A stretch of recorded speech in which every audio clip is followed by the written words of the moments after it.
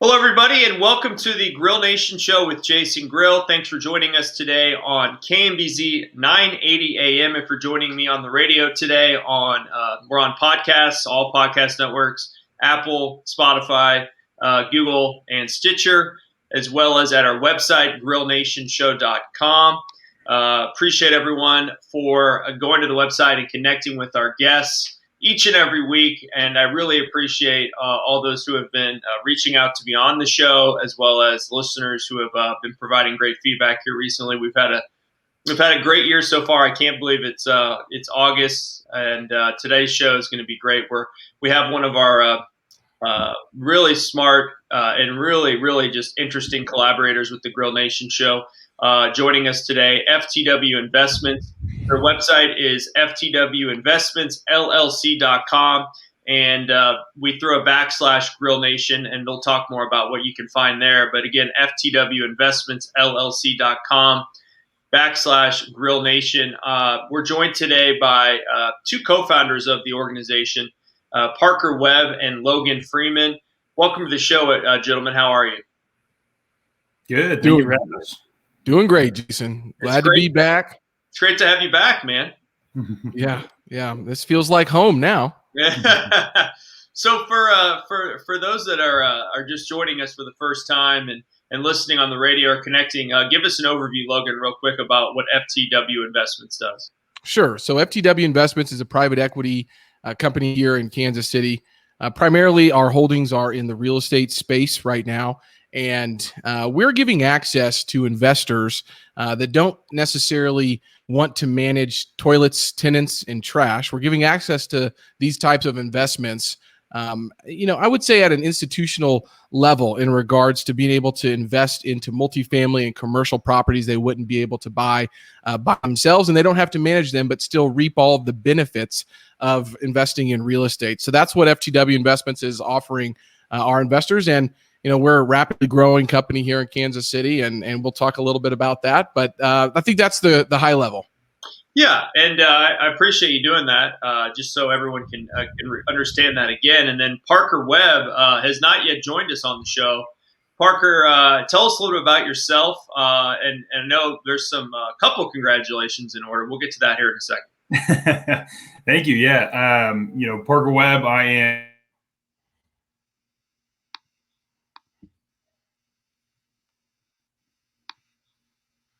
We lost Parker there.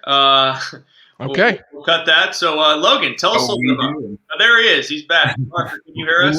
Yeah. We lost you there for a little bit, Parker. Yeah, let's start over. So tell us about yourself again, Parker. Yeah. So Parker Webb, I'm one of the co-founders and CEO of FTW Investments. I come from a long background of, entrepreneurial businesses and real estate and construction and related businesses, and excited to talk about what we're up to, what we're seeing in the marketplace, and ways that we see the opportunities for investors to get involved in our space. You recently had a child, correct? I did, yeah. So I think we're day 11 right now. So if you can see the bags under my eyes, I haven't gotten a whole lot of sleep the last week and a half. Well, Parker, you got a lot of stamina in you, man, if you're in this world. So I think you're going to be fine. I'm sure Logan can give you some really good advice on that. Absolutely, all the time. You had a recent article in the Business Journal I read. I think it was probably actually this week. Tell us about that. I saw quotes in there, and just an exciting new endeavor that you guys have taken on. Yeah, I mean, so absolutely. So this property we just acquired in Midtown. It's the former Hostess headquarters building at the southeast corner of Armour and Main.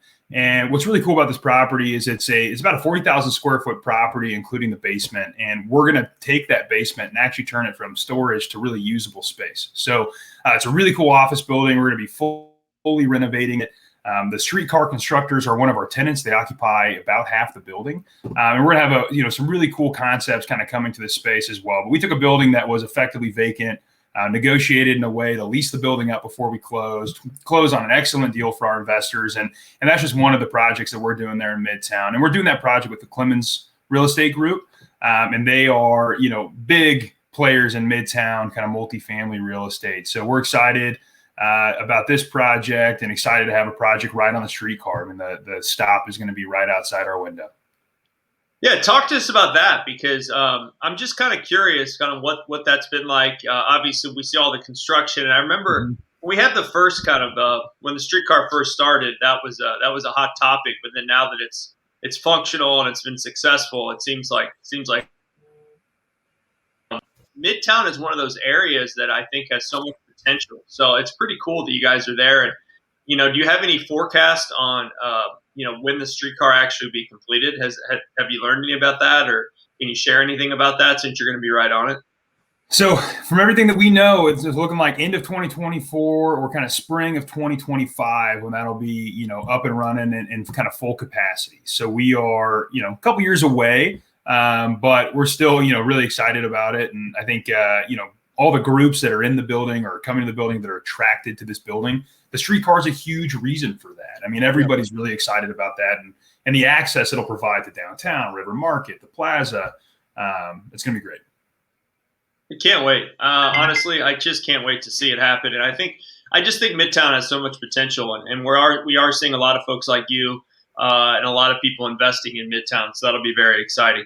Logan Freeman and Parker Webb are joining us today. FTW Investments LLC.com is their website. I'm really excited to have them as a collaborator on the show. They give us great advice, great insight.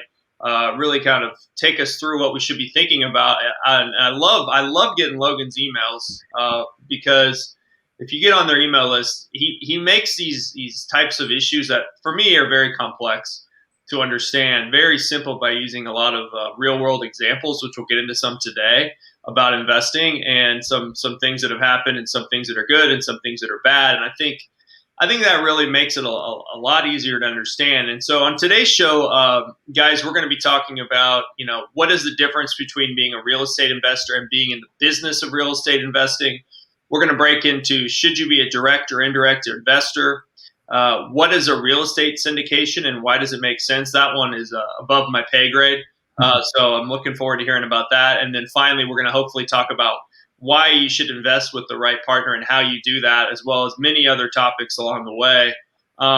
You guys put out a great blog, and a lot of these questions and stories come from that blog. How often do you put that out? Because it's pretty beneficial.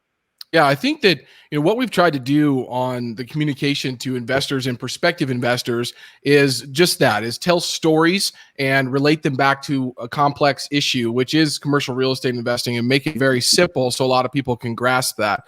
And we do that on a weekly basis. So it takes a lot of time. We got to come up with a lot of good content. And, I will give you guys a little insider tip. We definitely have some help on the copywriting side of things to make those ideas really jump off of the page. But at the end of the day, we want to make sure our investors, when they join our list, is to get educated, because that is the number one issue that a lot of folks have for not investing into commercial real estate, is they don't know where to start and how to break down these private placements and all these different things. So educating our investors has been a huge opportunity for us to build those relationships with those investors. So not only are we doing that on a weekly basis, we have a monthly webinar series. We have other different action guides and trainings that we have available that we've talked about here on the show as well. But it's weekly, Jason. Unbelievable. Makes me just get so much energy out of it. Very excited about it. We'll be right back after the break. We're going to talk all about these issues and so much more on the Grill Nation show today. Thank you for joining us. We'll be right back. Okay. Yeah, you guys put out so much content. We're still live here on the video. Okay. If you have any apps, my producers tell me if you have any open apps on your phone, or excuse me, on your computer, if you can close them because it will help with the connections. So, I just quit Spotify and I have the other one shut down, so we should be okay. Yeah. Okay, so we're going to jump right in as soon as we get back into real estate investor and being in the business of real estate. Does that work? That's great. Okay. Yep, this is a term or a phrase that Parker has coined, so I'll definitely let him take that, and then I'll jump in on the next one. And if we lose Parker's connection, just carry it, Logan, and we'll edit that. You got it. I can do that. So, you guys, I have to share with you while we taped that first segment is I'm getting old now that Parker is telling me he has a child. I have a birthday today, and it is it's in the early 40s. So, Well, happy birthday, man! Yeah, happy birthday. I got my run in this morning, Logan, very early, which is nice, is around Brookside. So I was out there doing it with you. I was running hill sprints this morning. Jesus, oh man, it's getting tough. It's tough to stay motivated, and when it's 90 at 6 a.m. or 85, I guess. Get a good sweat in though, right? Yeah. I've noticed more and more people in Brookside running earlier and earlier and earlier this last few weeks. Yep. Okay, we're rolling. Segment 2 in 3, 2, 1. Hello, everybody, and welcome back to the Grill Nation Show with Jason Grill. Thank you for joining us again, whether you're listening on the radio, on podcast, on our website, or if you've joined us on my social media for this live stream. We will post this video to a YouTube page, Grill Nation Show with Jason Grill. Also, we will be sharing updates throughout the week on social media, and you can connect to our guests, Parker Webb and Logan Freeman. The website is FTWinvestmentsllc.com/Grill Nation. At that website, Logan, just again, tell us what we can expect and what we can download there. Yeah, Parker and I put together what we call our passive investing roadmap, and it's just simply a document that really details all of the different steps that it takes to invest in one of these projects, but also breaks down a lot of the terminology that we use. And so you'll see things like net operating income, capitalization rates, cash on cash return, internal rate of return. And so we define all of those different metrics, but also kind of break down what it would be like to actually invest one of these projects. So it's our passive investing roadmap, and you just simply put your email in there, and we'll email that to you guys. Great. Let's continue on here. First question I have is came out of one of your blogs, which again is at FTWinvestmentsllc.com. And, I want to know the difference between being a real estate investor per se and being in the business of real estate. What does that mean? And take us through the main differences there. You bet. So I think one of the critical things here is that, being a real estate investor is like being a stock investor or a bond investor, right? That means that your portfolio has exposure to real estate. So you can be a real estate investor by investing directly, owning rental property. You can be a real estate investor by, buying REIT stocks and, having exposure to the real estate marketplace that way.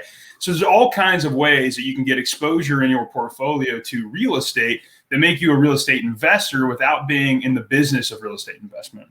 The business of real estate investment is, really it's a structured business that's designed to identify, close, operate real estate properties for the purposes of producing investment returns, right? And so if you are, owning a single rental property and kind of that's your only exposure to real estate, that's one thing. But the way real estate investment businesses are designed is that they are at all times generating opportunities for investment, at all times managing these assets to produce particular results. At all times, they're tracking the marketplace to determine times to buy and sell those assets, to refinance or sell an asset because of particular things happening in the capital markets. And so it's different, right? Real estate investment businesses require full teams of people in the acquisitions and marketing and investment relations and asset management versus just having some REIT stock.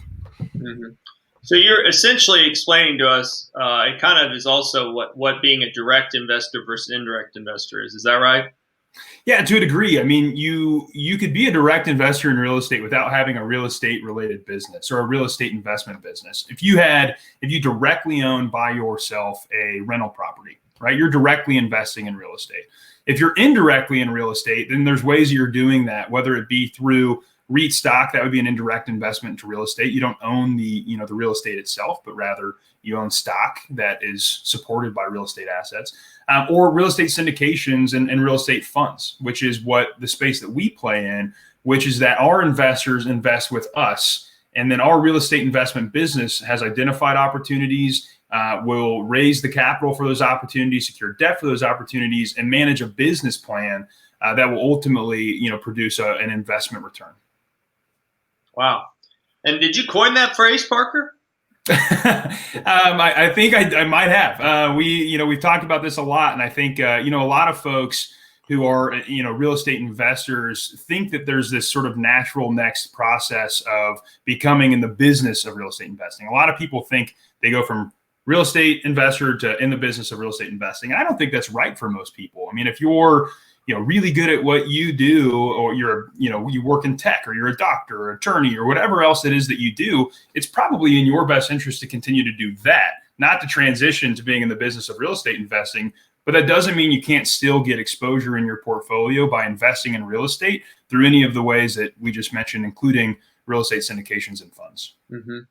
There's a lot of things you need to think about when making these decisions. And I wanted to kind of go through those. Logan, if you want to start us off, on the blog, you talk about control, learning curves, risks, and diversification. How do these play a part in deciding whether you should be a direct or indirect investor? Okay, so Parker and myself and our other business partner, Corey, who will never be on the show because he just will not do that. But all three of us are control freaks to an extent. And what I mean by that is when we go out to set out a project, we know how us three are going to operate, how we're going to think about where our values are, and being able to control the trajectory of that investment is a very important thing for us. We've talked about this on the show, Jason, the 5 commandments of business, and the first one being control, and how important that is for us. And so when you have control as a direct investor, you can make the decisions that need to be made and move that investment either forward or backwards if you're not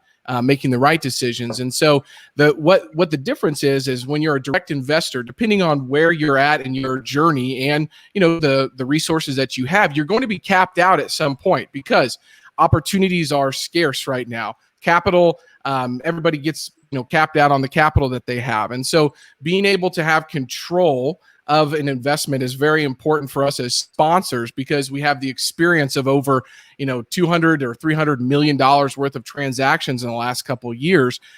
So we know what to expect and what roadblocks we might have to come that might come to fruition. And so that's the first piece is making sure that you understand the control. And here's the second piece of control is most of our investors do not want control.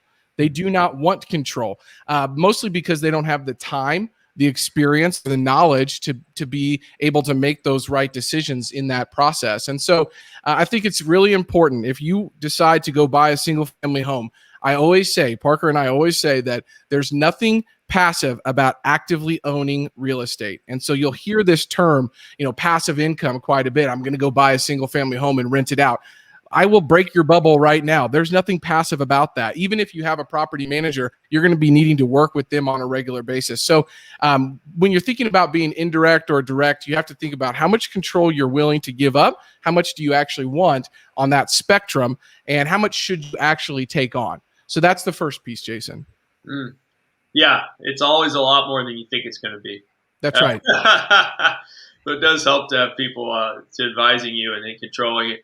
Parker, why don't you pick up there with kind of some of the learning curves and some of the risks that you have to really think about? Yeah, I mean, I think, Warren Buffett said this in the past, right? Risk is what you don't know, right? And so when you come back to that, kind of piece about control, right, is who do you want in control? Who do you want making the decisions about your investment?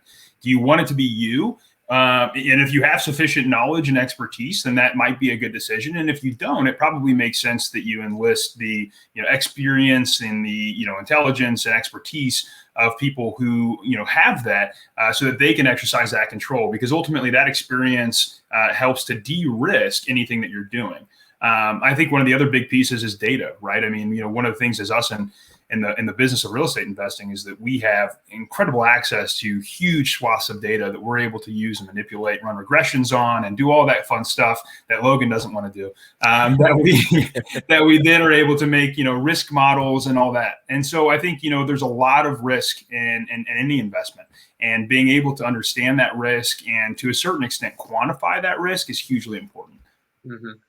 Yeah, and I think that always leads to diversification, right? And that obviously limits your risk. Is that right? Yeah, it does. And I think, where, where you're an expert is probably where you often lean heavier, right? I mean, we know a lot of folks in tech that, they're probably biggest portion of their portfolio is tech. Biggest portion of our portfolio is real estate. There's a reason for that. But diversification is important. And the way that we look at diversification is what's interesting about real estate specifically as an asset class is you can be solely invested in real estate and still have a diverse portfolio, meaning that the correlation of your investment return is not so correlated that it would qualify as diversified, because you can diversify by geographies and property type, right? You can invest in the coast, you can invest in the Midwest, the South, you can invest in multifamily, industrial, hospitality, office, retail, self-storage, all kinds of different ways that you can invest. And so through that, you can actually produce a diversified portfolio within just the real estate asset class alone. Wow, man, I need to start working harder so I can start investing more. Maybe do a little diversification. So you got key questions you got to ask yourself. What is the bottom line? What are the 3 to 4 key questions that somebody needs to tackle when they're talking about indirect or direct? I know we mentioned them, but let's kind of bullet them out so it's easier to understand here. Absolutely. And I want to make sure that people understand that you can take advice and recommendations from others, but ultimately it's a question that only you can answer to be direct or indirect. And we love Charlie Munger, Warren Buffett, Howard Marks, and they're always talking about mental models. And one of Charlie Munger's main mental models is to invert.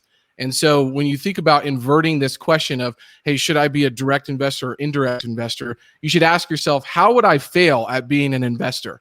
And in that scenario, it would likely be to jump headfirst into one or the other without knowing the risk and reward. So you always have to invert, but it always is a question that you have to answer for yourself. Now, I'll give you 3 questions to ask yourself in regards to trying to figure out if the indirect or direct model is better for you.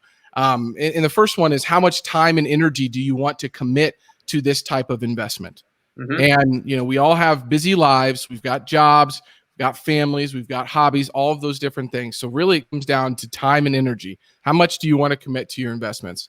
The second one is how much capital do you have to invest? Imagine if you had $200,000 to invest, okay? If you're going to be a direct investor, right now you still have to put 20 to 25% down on a property. So that's going to limit you to 1 or 2 properties out there in the commercial space right now in Kansas City. But if you had $200,000 to invest and you wanted to be an indirect investor, you could go find 5 or 6 different investments potentially and put $25,000 to $50,000 into those projects and really get that diversification that Parker was mentioning. So the second question is, how much capital do you have to invest? And the third one let's get to the third one. So the third one is, are you willing to commit to the education required to be an active investor? And, I think that there's a lot of podcasts and a lot of resources out there that will tell you, hey, get into this deal with no money down and you're going to do great.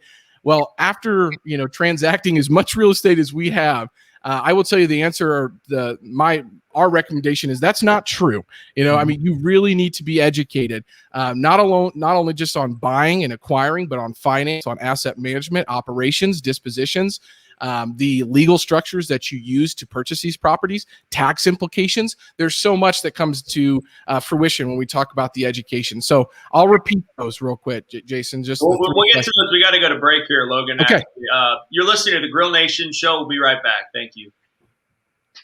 Yeah, I told you we were going to run out of time on something. I might have screwed that up too because we only had a minute and a half. But let's repeat those now for the live stream and the video.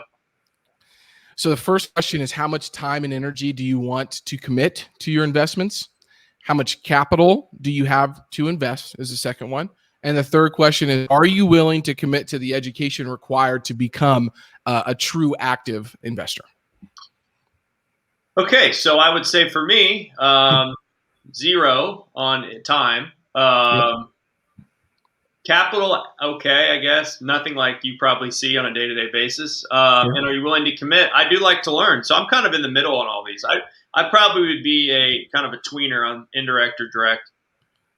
And most people are. What I would say is a lot of folks get started with us indirectly, and they get to learn through that process. And if they want to, they actually do become active. We've had plenty of investors do that and get some exposure to the process and then become an active investor.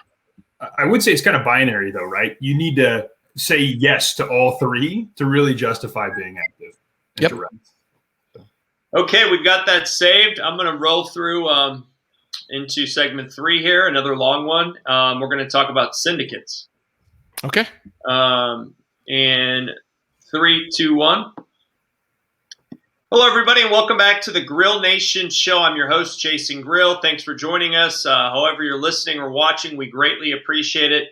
Again, you can connect with me on Twitter at Jason Grill and at Grill Nation Show. I'm also on Facebook, Instagram, and LinkedIn at Jason Grill. We will post links of our shows, podcasts, some of our video segments for each and every one of you to view on our social media. And also, if you don't want to be on the Grill Nation Show as a guest, just send me an email at grillnationshow@gmail.com. We'd love to collaborate, partner with groups such as the one we're talking to today, FTW Investments. Their website is ftwinvestmentsllc.com/Grill Nation, where you can download a free and comprehensive passive investor.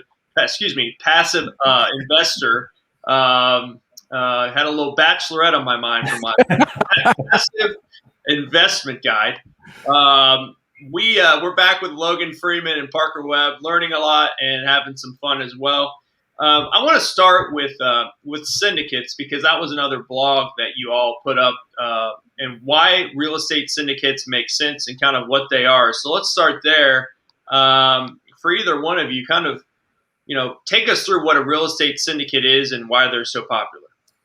Well, I first want to make sure that people understand that we're not a part of the mob, and we're not the Kansas City syndicate, so it's a little bit different. So now these syndications are simply a mechanism or a structure for people to pool resources, not just capital, but knowledge and experience together to go purchase or to go acquire something that they would not be able to by themselves. So a larger property, and being able to capitalize on the knowledge and the experience of that real estate sponsor to bring great investment returns to the project. So a syndication is just a mechanism for people to invest into that gives them exposure to commercial real estate, and they get to leverage a sponsor's knowledge and experience.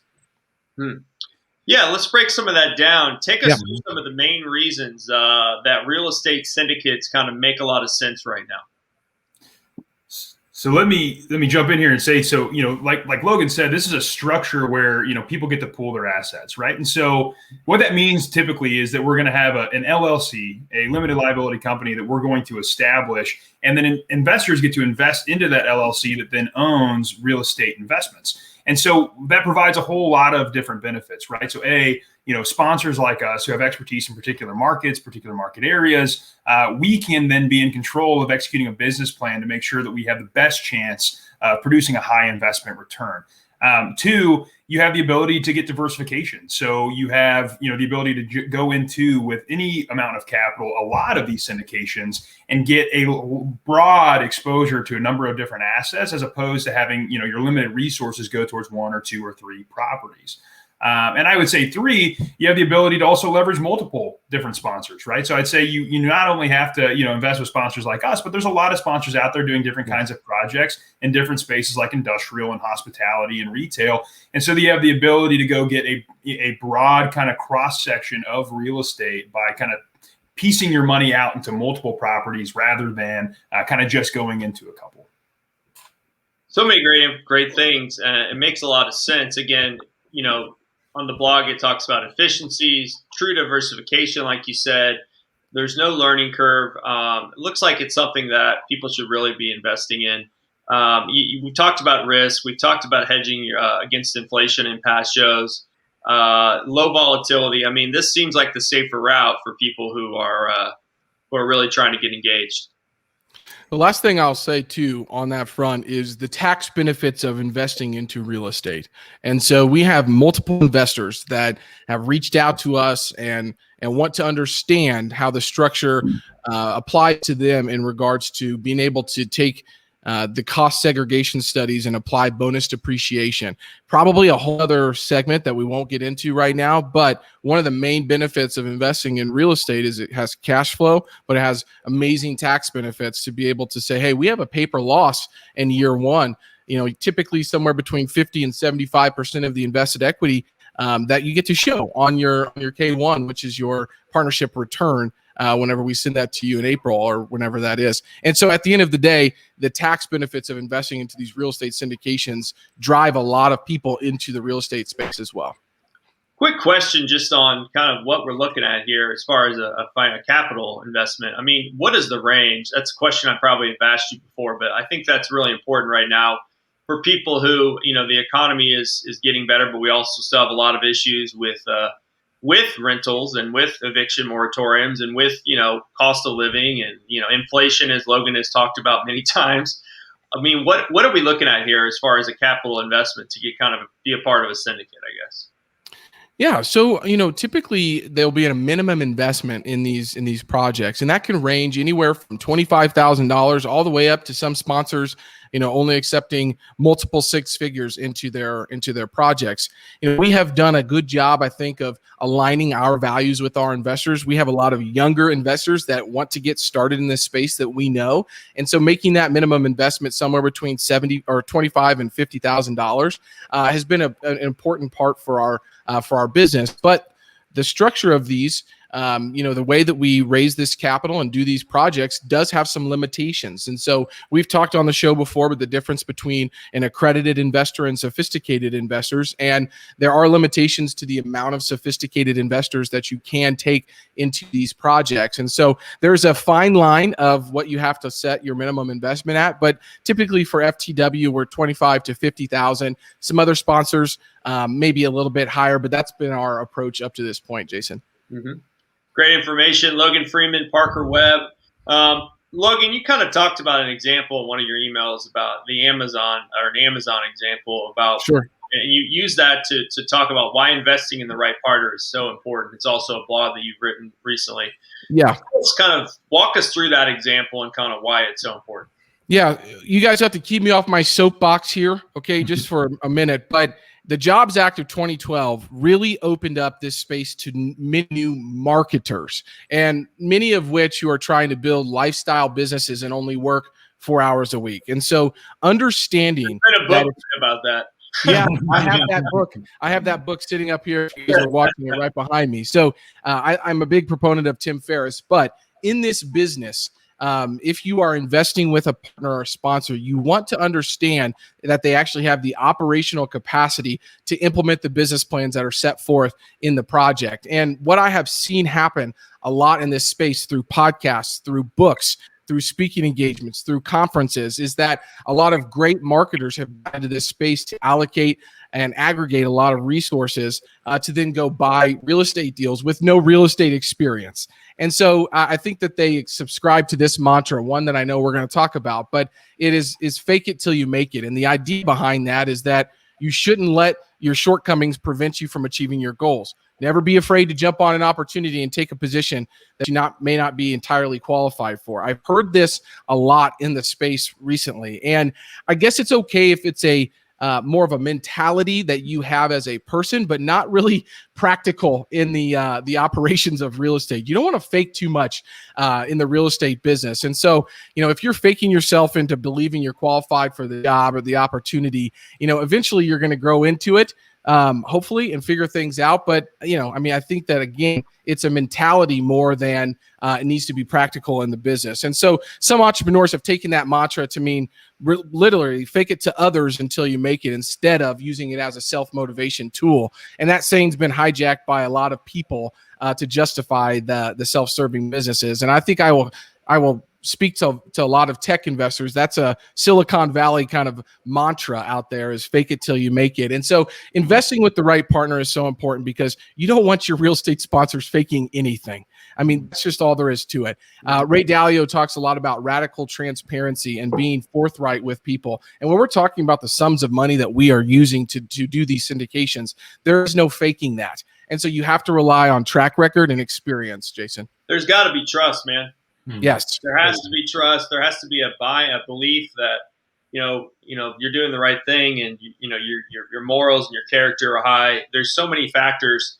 I do try to fake it till I make it on the golf course. Me too.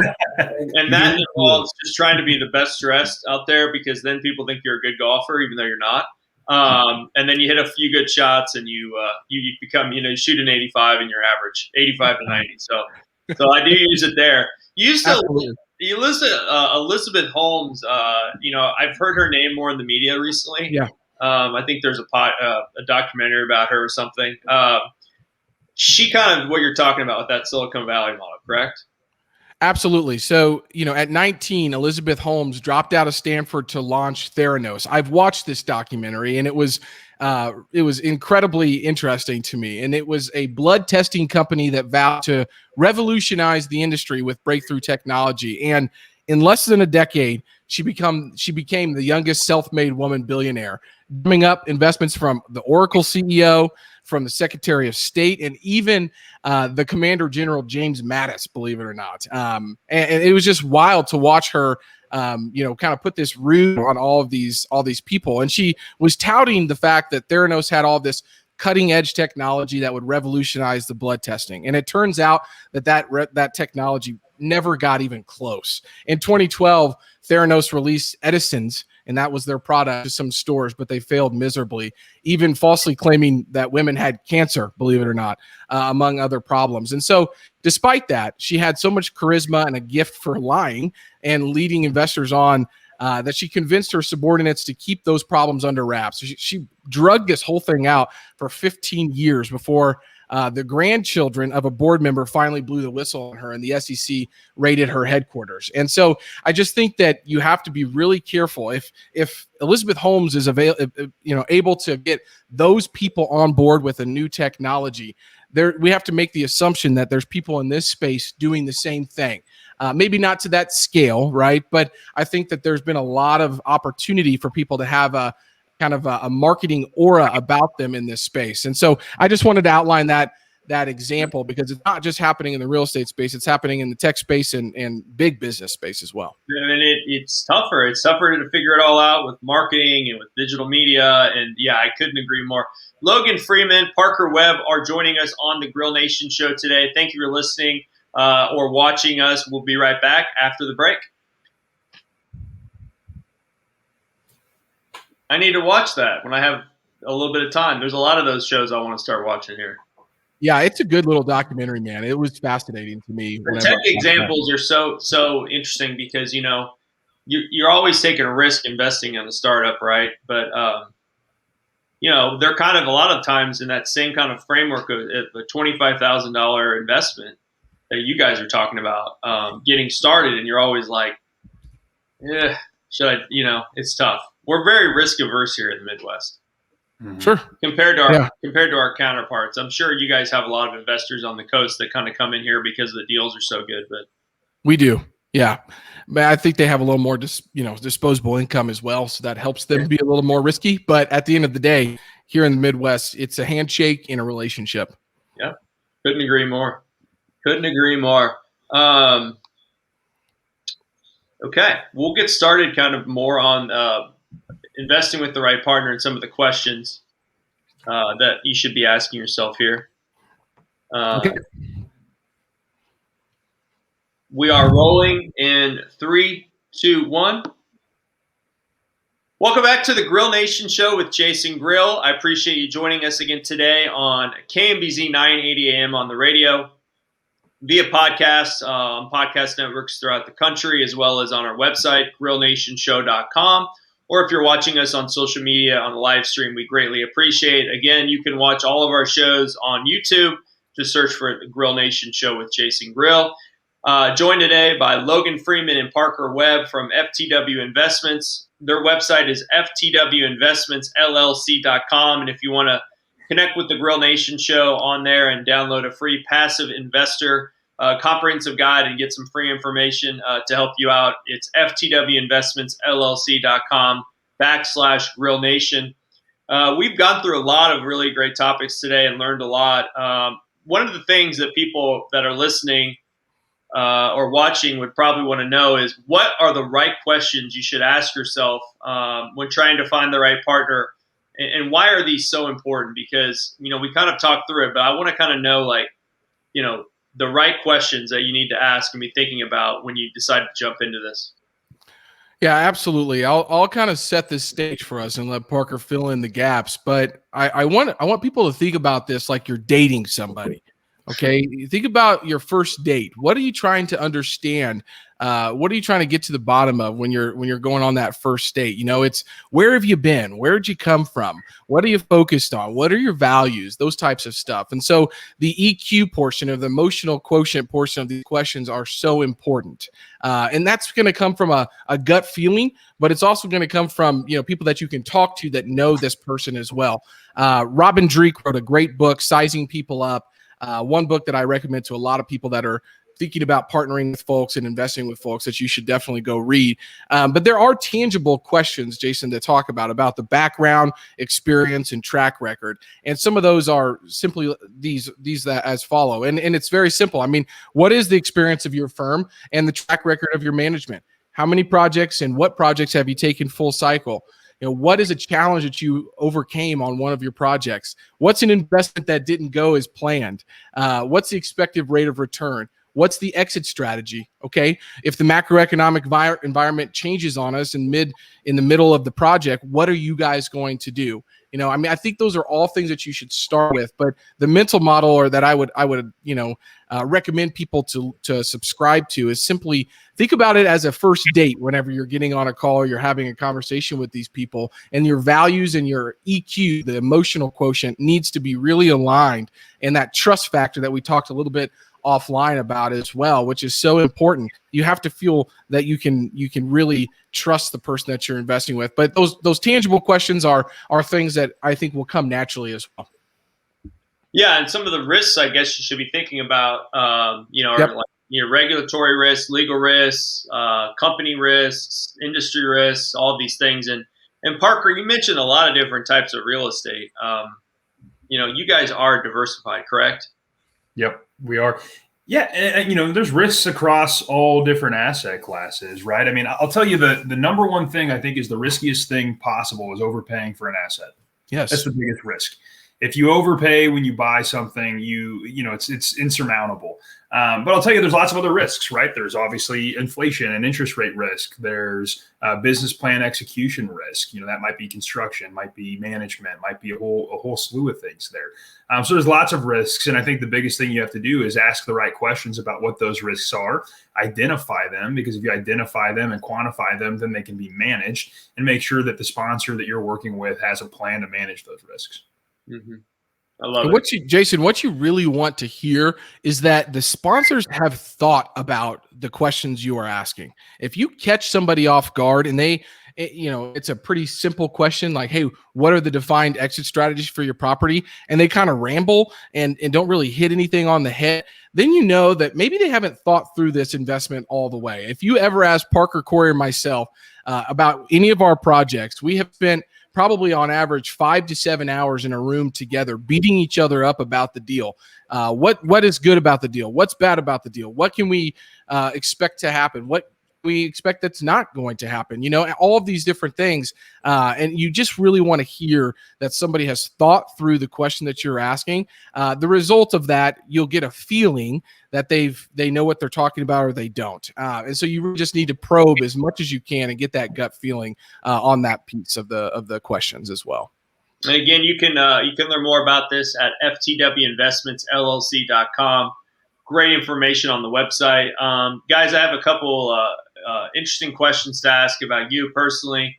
One that I haven't asked, but I've been wanting to ask is, if you were on a desert island and could only bring 3 items, what would they be and why?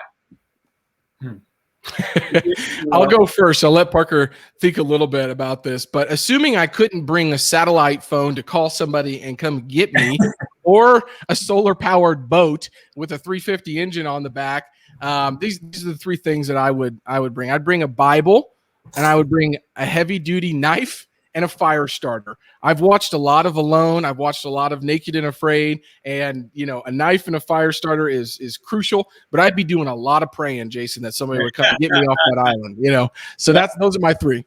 Love it. What about you, Parker? You got a few?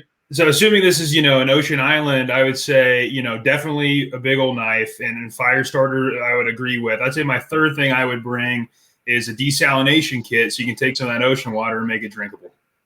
Wow. Very practical answers. I'm glad that you're not bringing your social media feeds with you. What is the first investment you both made? I mean, not in your company, but in your lifetime. That's kind of interesting to learn about you all, because you obviously have a care and a passion for investment. Yeah. So 17 years ago, I made my first investment as a 14-year-old, and I, was in personal finance in high school. And so I kind of took the conventional wisdom of, oh my gosh, Dave Ramsey says I need to go get a Roth IRA. And so my first investment was taking all the money I earned washing dishes and baling hay and started a Roth IRA when I was 14 years old and had to have my mom co-sign for me. Wow, I was way later to that party than you, Logan. What about you, Parker? I mean, I'd say in a similar vein, but not as a sophisticated of a product. When I was, about 14, bought a lawnmower so I could go make money working my way through the neighborhoods and mow lawns for $20 a piece. And so that was kind of my first investment in capital equipment and my first little entrepreneurial enterprise. It's weird. It's like everyone I know that did that is now pretty successful in their career with whatever they're doing when they started a lawn mowing business when they were a kid. Mm-hmm. You got to work hard at that. So that's a great answer. On the flip side, what is the worst investment you've ever made? That was one of our questions I had for you, right? And why is it? And what did you learn from it? Yeah. Maybe we can tackle that. Yeah, I'll tackle mine. It's very simple. I got into the business, and when I did, I tried to do everything myself, and I had the Midas touch, up to that point. Everything I touched turned to gold. But when I did a larger project by myself, it was the worst investment that I ever made, because I tried to be everything. I tried to be the acquisitions guy, the leasing agent, the project manager, the construction manager, all of these, and the leasing manager as well, all of these different things. And that really detracted from the overall progress of that project. So I learned very quickly that you need a team and you need to have specialized service alongside every single part of that transaction. And so my worst investment was absolutely trying to do it all myself. That's a great answer that I struggle with a lot. Parker Webb, what about you? I mean, I'd say there's a reason why we harp on partnerships so much, because partnerships are so critically important in everything that we do. And so probably the worst investment I made was in a partnership with someone who wasn't really on the same page and ultimately had too much control. And despite the fact that, we had done everything that we needed to do to make that, go well, I didn't have full control. And that's the reason why there's, control is important to us, and having the people that have the right ideas being in control is important to us, because investing in bad partnerships is a pretty bad investment. Great advice from Parker Webb and Logan Freeman. FTW Investments LLC.com is their website. FTW Investments is the company. They join me every other month here on the Grill Nation show. I really appreciate everyone's time and the information that you shared today, and we'll talk again soon. Thank you so much for joining us today. Thanks, Jason. Thank you, Jason. Thank you, and thanks to the listeners for listening on the Grill Nation show with Jason Grill today. We will see you again next week. Take care and have a great day. Okay, great job, guys. We're still on the live stream right now. We're going to get a photo. And then do our sneak peek. Let's get a quick picture here. Okay. And 3, 2, 1. Okay. Hopefully, we usually do that at the front because people don't go live yet. Okay, so sneak peek. I really like the quick, where was it? Question on some of the questions you need to ask yourself, or kind of, what are some of the, control, learning curves, risk, and diversification. I'm just trying to figure out, if we do the sneak peek, that's something that's more of like a question of what is a direct versus indirect investor, a quick bite of that, or if it's like, what are some of the questions you need to be asking yourself when making the decision? What do you think, Logan? Jason, I want Parker to do the sneak peek. I just think it should be the question of what's the difference between being a real estate investor and being in the business of real estate, and 35 seconds on that or whatever it is. I think that's fantastic. Okay. We'll do that. You have 2 minutes though, and 15 seconds. Then I got to cut you off. So 2 minutes probably is what you're aiming for here, Parker. All right. So you want me to start? So I'll give you the rundown here, and then Sure. And then Logan, you want me to keep you on the screen then? No, just take me off. Yep, just take me off. Okay, hold on 1 second. Okay. Okay.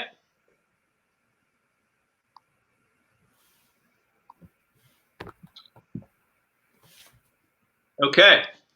In 3, 2, 1. Hello, everybody, and welcome to this Grill Nation show, One Question Sneak Peek. I am joined by Parker Webb, who is the co-founder and CEO of FTW Investments. Their website is ftwinvestmentsllc.com, and you can go to that website with /Grill Nation for more and more great information about investing and some really great free downloadable programs there as well. Parker, I got a quick question for you. What is the difference between being a real estate investor and being in the business of real estate? I know this is something that you're passionate about and have been very engaged in throughout your career. Absolutely. Well, anyone can be a real estate investor by investing in real estate through any number of ways, right? So simply getting exposure in your portfolio to real estate makes you a real estate investor. That might be owning rental property. That might be owning REIT stock. That might be investing in a syndication or fund.